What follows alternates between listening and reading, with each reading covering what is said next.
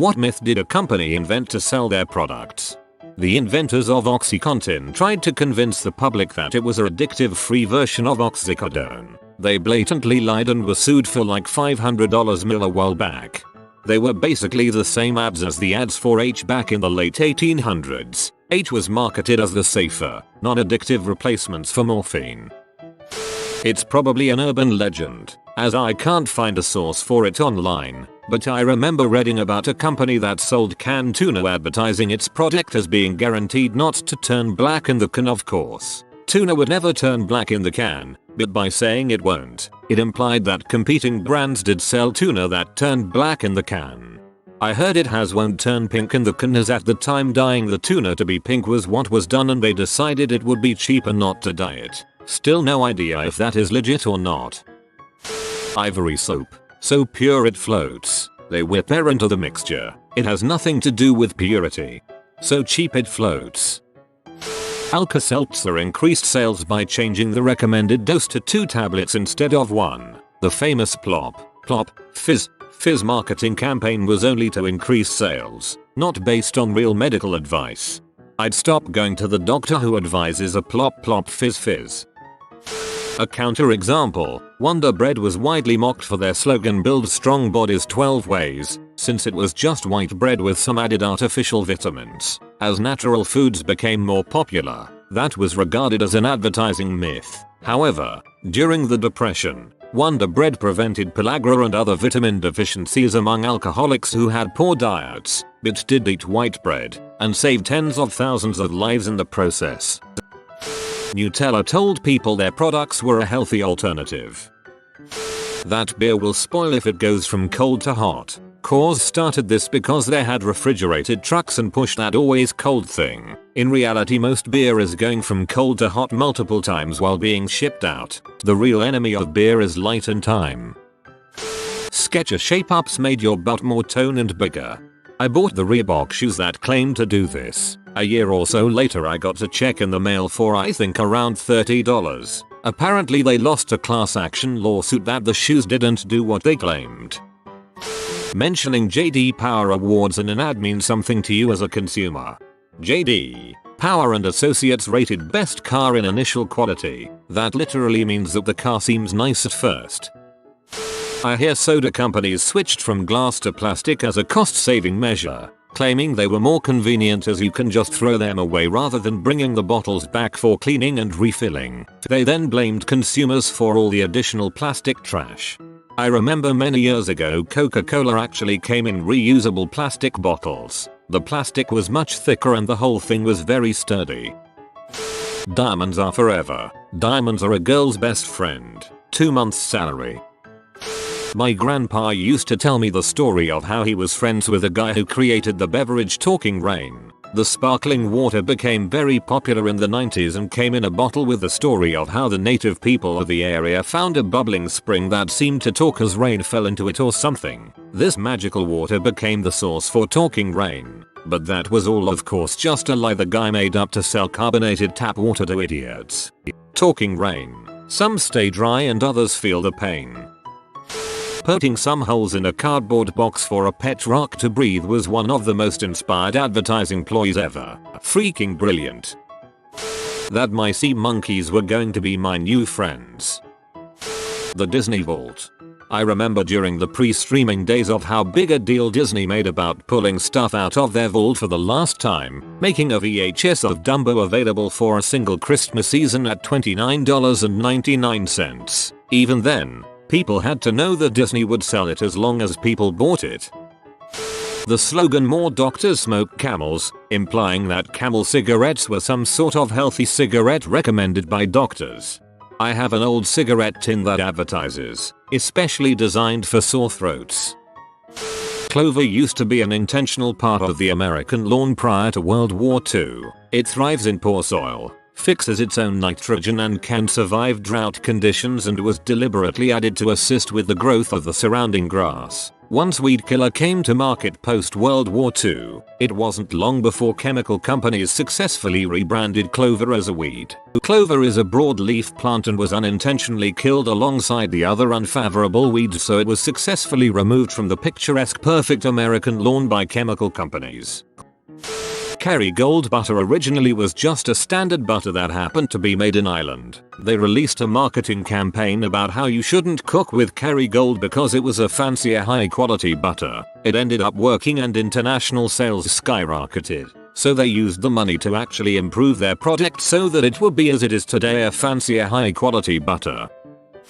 This isn't so much a myth to sell products but to divert blame. Anti-littering campaigns were started by large corporations that polluted heavily in order to shift blame away from them to the individual for keeping the planet clean. Don't get me wrong, people who litter are scumbags, but no one human could produce as much pollution as a factory, let alone an entire industry. Same thing goes for water conservation. A single family uses fractions of a percent of water compared to what industry uses. When you see blame for something shift to individuals, take a moment and look at the broader picture of who the major perpetrators are. Areas to look at: drugs, pharmaceutical industry, water usage, pollution, greenhouse gases, waste in general. All are things we as individuals do contribute to in some way, but that is so small compared to what is actually happening and what companies are doing. All cosmetics company claiming male and female need a different soap, shampoo, razor. Lately some even tried to apply the gendered marketing to yogurt, toothpaste, handkerchief or pens. Rinse and repeat on shampoo bottles was designed to sell more shampoo. I did some research on why KFC is the food to eat for Christmas in Japan and found this. According to brand legend, there were some American tourists in Japan during the Christmas holidays back in the 70s. When they couldn't find roast turkey for their holiday meal, they got the next best thing: a bucket of KFC fried chicken. A manager at the local store saw it, told some higher ups, and eventually the marketing team started advertising it as a Christmas tradition, to the point that it actually became such a popular tradition you now have to reserve your chicken weeks in advance. Japanese KFC is pretty friggin' good, and my bucket even came with a commemorative Christmas plate. Dockers invented business casual to sell more khaki slacks and help get men out of wearing suits to work as much. Thank God for that. That vitamin water is healthy. I actually tasted vitamin water a year before it was released. It tasted very different, way less sweet. No one actually liked it. So, I don't know if anybody knows this.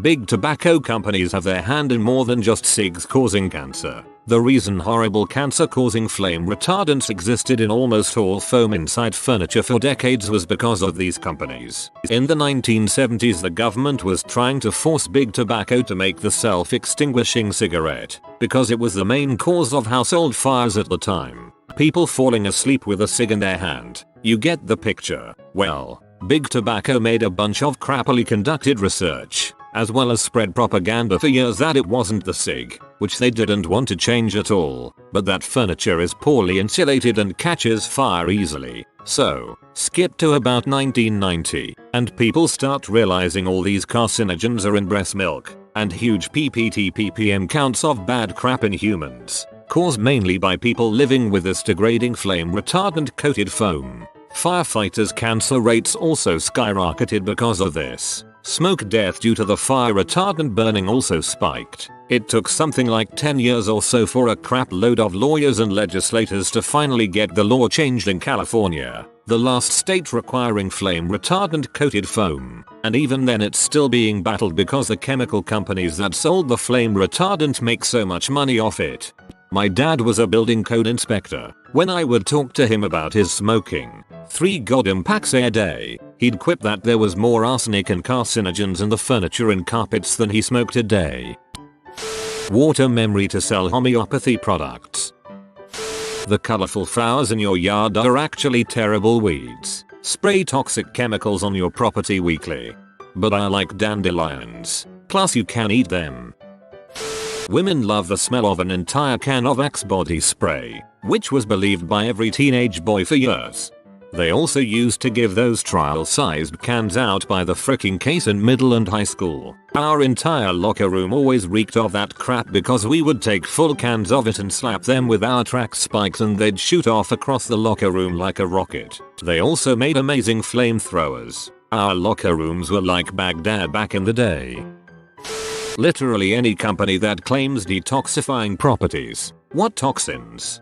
Your kidneys do that for you anyway. Food companies. Practically anything. Fat is not as bad as we thought. Sugar is worse than we thought. Guess who helped make that misunderstanding? How about recent articles that came out suggesting coconut oil is bad for you? Same deal. Look at who writes these papers. I always find a conflict of interest somewhere down the line. Spinach is not especially high in iron. The story goes that way back in 1870 a researcher made a mistake with a decimal point and accidentally credited spinach with 10 times the iron content it actually had. The mistake was corrected relatively quickly, but to this day spinach producers still like to push their product based on its iron content, despite the fact that if you compare the actual numbers, spinach is middle of the road among leafy greens on iron.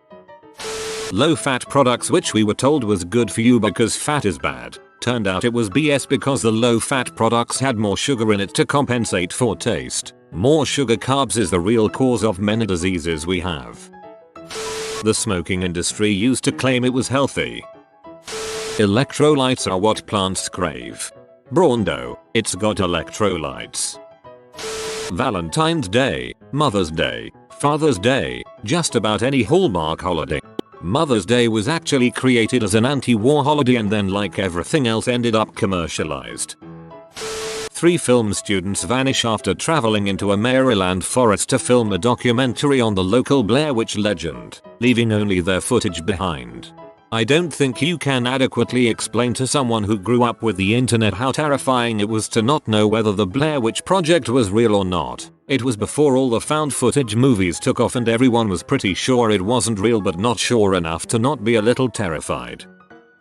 I believe it was Lysol that created the myth that vags aren't self-cleaning and you need to douche them out. Otherwise your husband will leave you or whatever. Seriously, look up some of the old ads. It's absolutely bananas the type of stuff they were claiming. Not only unnecessary, but extremely detrimental health-wise. And a lot of people still believe that crap.